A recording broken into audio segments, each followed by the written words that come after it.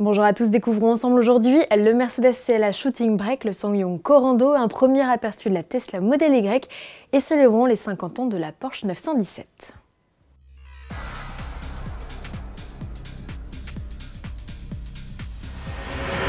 Mercedes n'est pas venu les mains vides au Salon de Genève, le constructeur a présenté 3 nouveautés, le EQV, version 100% électrique du Classe V, la Radical GTR en mode roadster et le CLA Shooting Brake, deuxième du nom.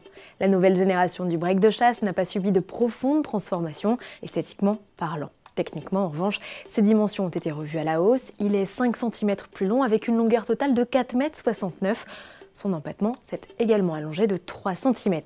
Et il est désormais 5 cm plus large. Si la hauteur stagne toujours à 1,44 m, l'habitabilité intérieure est bien meilleure. Le coffre est aussi un peu plus généreux, avec un volume accru de 10 litres et une ouverture plus large. Du côté du poste de conduite, le CLA Shooting Brake profite des mêmes aménagements que les récentes productions de la marque, et notamment le double écran qui se prolonge jusque derrière le volant. À l'instar du coupé, GPS à réalité augmentée, commande vocale intelligente et reconnaissance gestuelle font leur entrée. Le CLA Shooting Brake sera disponible dès le mois de septembre, la gamme de motorisation sera précisée ultérieurement. Chez SsangYong, la nouveauté à Genève, c'est le Corando. La nouvelle et 4e génération du SUV coréen grimpe sérieusement en gamme. Le plus flagrant, c'est à bord où l'on découvre plusieurs écrans numériques de grande taille, dont un derrière le volant. Le Corando s'enrichit également de nombreuses aides à la conduite, telles que le régulateur adaptatif ou l'aide au maintien dans la voie. Le modèle apparaît mieux fini avec des matériaux de meilleure qualité. Sous le capot, 2 motorisations se partagent l'affiche, un 1,5 litre essence de 163 chevaux et un 1,6 litre diesel de 136 chevaux. SsangYong fait aussi le pari de lancer d'office une version 100% électrique. Rival méconnu du Peugeot 3008, le Corando est annoncé pour juin à des tarifs toujours contenus. Chez Porsche, la star du salon, c'est la 911 Cabriolet. Pourtant, un autre modèle aurait pu tenir la vedette, c'est la 917. Celle qui a fait les grandes heures du constructeur en compétition a été présentée il y a 50 ans tout pile, le 12 mars 1969, à Genève.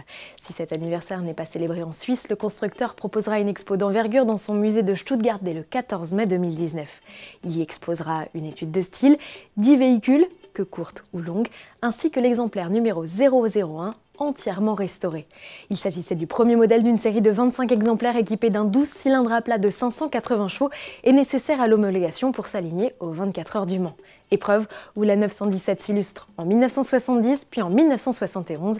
Elle devient d'ailleurs cette année-là la vedette du cultissime film Le Mans de et avec Steve McQueen. En bref, Tesla annonce l'arrivée d'un nouveau modèle, la Model Y. Ce SUV compact sera dévoilé le 14 mars en Californie et commercialisé au premier semestre 2020. Il s'annonce déjà comme 10% plus grand qu'une Model 3 et 10% plus cher. Faudrait-il encore savoir vers quel tarif se tourner? Les prix font le yo-yo chez le constructeur américain. Tesla a annoncé fin février une baisse des tarifs jusqu'à 50 000 € sur certains modèles qu'il voulait financer en fermant la quasi-totalité de ses concessions physiques pour se tourner vers des ventes 100% en ligne. Énorme tollé auprès des clients qui allaient voir la valeur résiduelle de leur auto dévaluée et auprès des investisseurs qui jugeaient le pari risqué. Finalement, le 10 mars, la firme de Palo Alto a annoncé qu'elle allait conserver la moitié de ses points de vente et réaugmenter ses prix de 3% en moyenne.